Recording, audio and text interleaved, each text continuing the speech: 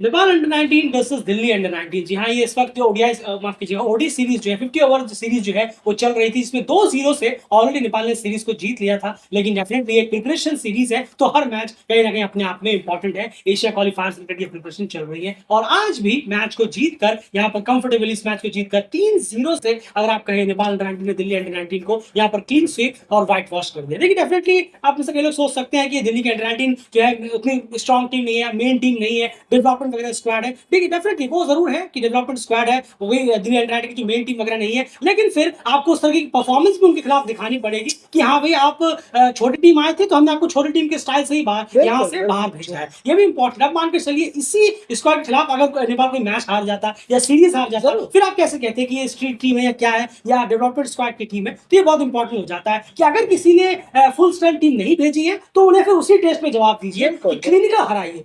3 match है 3-0, 5 match है 5-0, 7 match है तो 7-0, ये इंपॉर्टेंट हो जाता है। और नेपाल ने डेफिनेटली तीनों ही मैचेस में बहुत ही बुरी तरह शिकस्त देकर दिल्ली अंडर 19 को वापस कहीं ना कहीं भेज दिया है सीरीज में और 3-0 से ये सीरीज जीती है।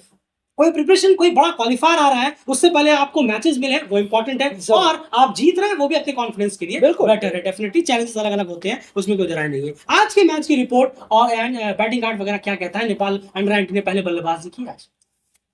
बिल्कुल, अगर हम देखें नेपाल अंडर 19 ने पहले बल्लेबाजी की 122 रन पर वो ऑल आउट हुए।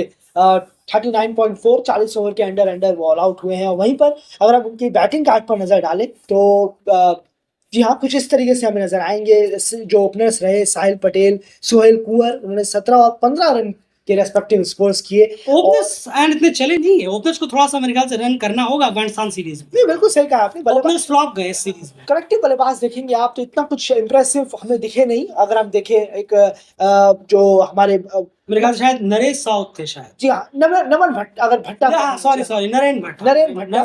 भट्ट। और उसके बाद हम देखें जो आपके अभिषेक तिवारी थे, हाँ। उनका एक परफॉर्मेंस बहुत अच्छा है, उम्मीदें रहेंगी उनसे।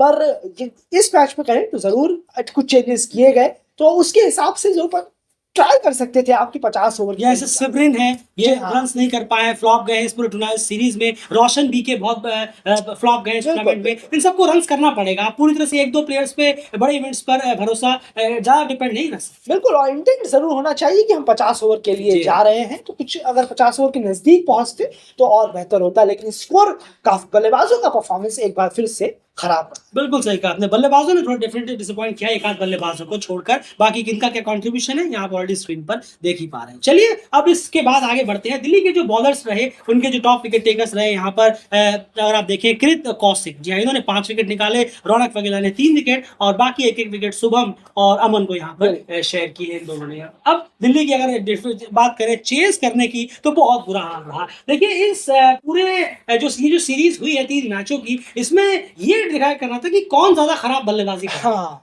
है। ये दिल्ली अगर आप इसको इस कॉन्टेक्स्ट में देखें कौन ज्यादा खराब बल्लेबाजी करेगा या कौन किससे बेहतर बल्लेबाजी करेगा, हम इसे इस कॉन्टेक्स्ट में जोड़ देते हैं। तो डेफिनेटली नेपाल ने दिल्ली से अच्छी बैटिंग की है इस पूरे तीनों मैचों में, लेकिन क्या दोनों ने अच्छी बैटिंग की है इस सीरीज में? बिल्कुल ना वो नेपाल ने अच्छी बैटिंग की है। इस बैटिंग के साथ तो बहुत मुश्किल हो जाता है चीजें बड़े लेवल पर जब आप पहुंचते हैं। और दिल्ली को तो आप हाथ ही रहने दीजिए जो भी अंडर 19 यहाँ पर आ रखी है, लेकिन दिल्ली अंडर 19 से नेपाल अंडर 19 ने हमेशा रन ज्यादा किए और थोड़ी बेटर बैटिंग की। बस इसी वजह से दिल्ली इस सीरीज में माफ किया नेपाल इस सीरीज में जीतने में कामयाब रहा। और दिल्ली के बल्लेबाजी का स्कोर कार्ड्स वगैरह की बात करें सीधा नेपाल की बॉलिंग कार्ड की तरफ यहाँ पर अब आगे बढ़ते हैं। क्या कुछ रहे उनके टॉप विकेट? ये जरूर बॉलर्स से काफी अच्छा रहा और थोड़ा सा एक्स्ट्रास में जरूर कमी हम देखना चाहेंगे। अब इतनी कम ओवरों में आपने काफी एक्स्ट्रास दे दिए, उस पर जरूर कंट्रोल करिए, बहुत बेहतर होगा। दयानंद मंडल ने 4 विकेट निकाले, विपिन प्रसाद ने शर्मा ने फिर से 2 विकेट निकाले। अच्छा गया है उनका ये सीरीज जो है, थोड़ा रिदम में रहे तो अच्छा है, इस रिदम में बहुत बेहतर है।